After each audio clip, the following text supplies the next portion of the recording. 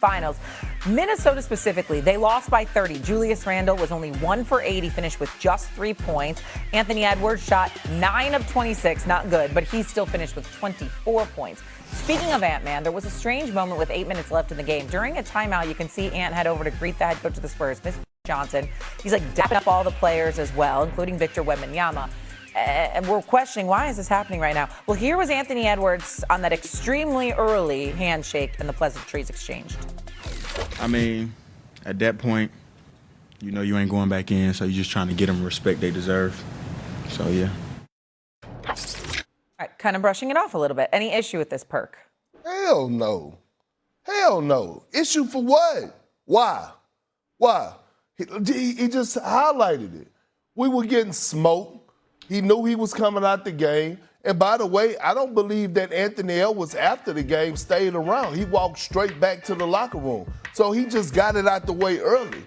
Anybody that is questioning Anthony Edwards' leadership, his heart, his mentality, because of that moment, because he's just showing respect, because the better team won and they kicked their ass, they got a problem. I don't see no issue whatsoever with what Anthony Edwards did, because he was going to the bench.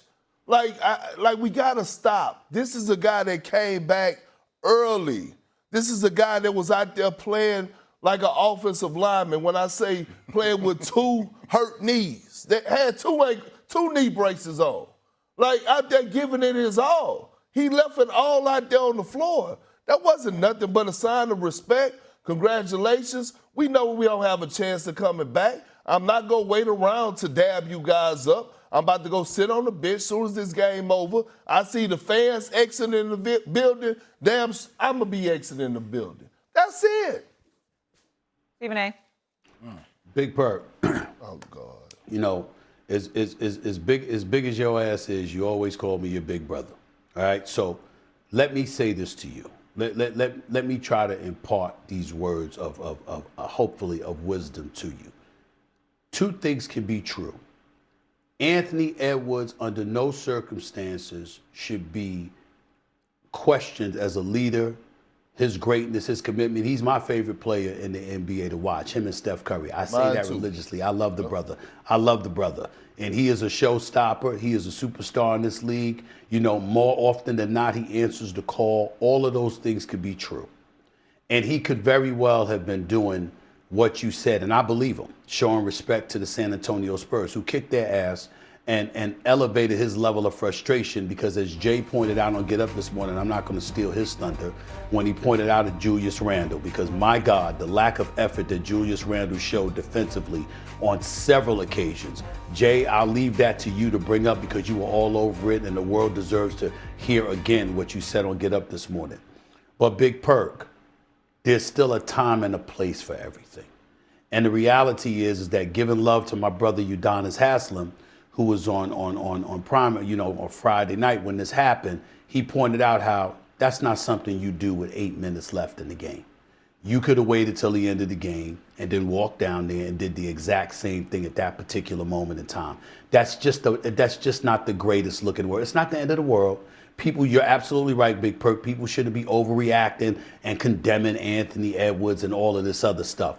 But whether it wasn't just about the respect for the San Antonio Spurs, it was also about his disgust with the results, his disgust with his teammates, his disgust with the outcome and how these cats didn't show up the way that they were supposed to on their home turf, you know, which Jay again will get into. It could have been all of that. But when you go out there with 8 minutes left in the game and you shaking hands, you know, with the opposition at that particular moment in time, there is a better way to do that.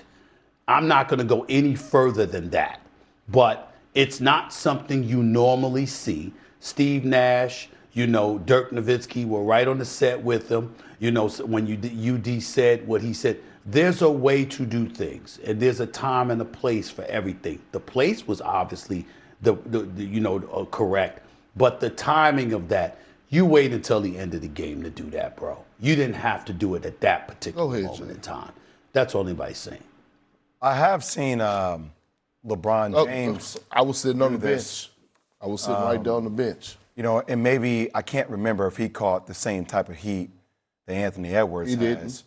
But he did dap up everybody on the court. 8 minutes left. 8 minutes left. 4 minutes left. 4 minutes. 4 Well, I mean, they were getting smacked, right? I was getting smacked. I was sitting right there on the bench. Right. Had a nice suit on. Maybe it was a visual like him going into the bench, but I mean, to me, dapping up everybody on the court.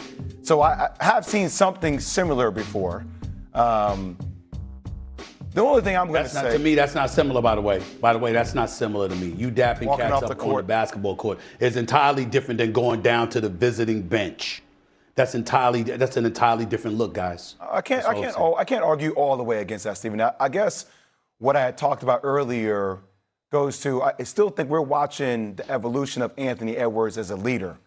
I think it's safe for us to say that for as dynamic as he is, for as competitive as he is, there's still room for him to continue to grow into the player we know he can ultimately be.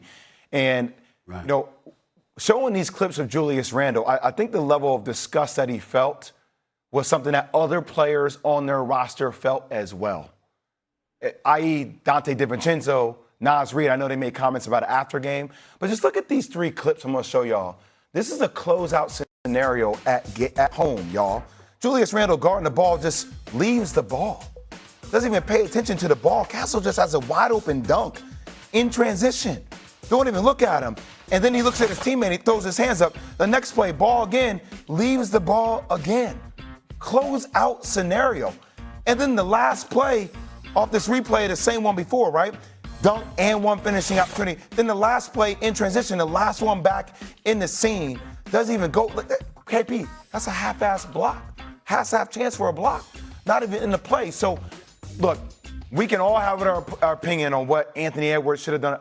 We all know who this dude is. S.A., I've heard you talk about him on national TV. It reminds you a lot of MJ. We all know how psychotically competitive this dude is.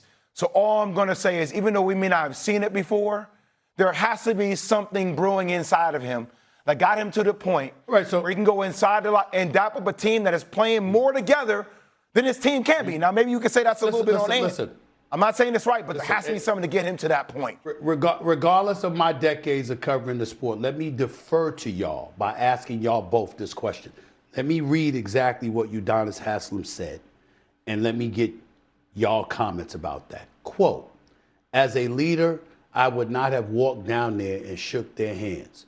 As a leader of my troops and my guys, I would not have shown that weakness. The game is not over. I've got 8 minutes left. I still got smoke coming out my ears. Let me calm down for those 8 minutes since I'm not in. And then after those 8 minutes, I'll go down there and I'll congratulate them and their coaching staff. In the middle of the game, when I got guys that have sat on the bench and cheered me on going into the game for garbage time, no, I'm not. I'm going to sit there and cheer those guys on.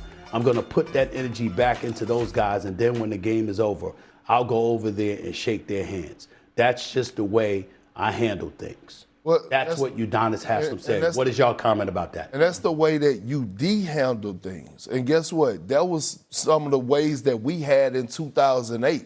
If your name, if you didn't have on the Celtic jersey, we wasn't messing with you. So I get it. UD from the old school. That's him. And I'm not saying he's wrong. What I'm saying is I didn't see nothing wrong with Anthony Edwards.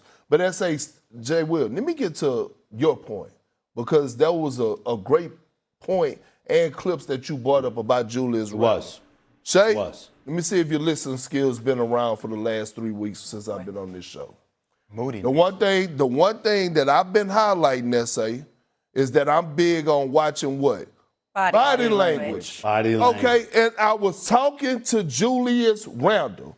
I said that he had never got over the fact since the trade deadline, go look at his numbers. It was a drop-off because his name was mentioned in trade rumors when they were trying to get Giannis Antetokounmpo. He couldn't be professional enough to say that this is a business. By the way, we saw this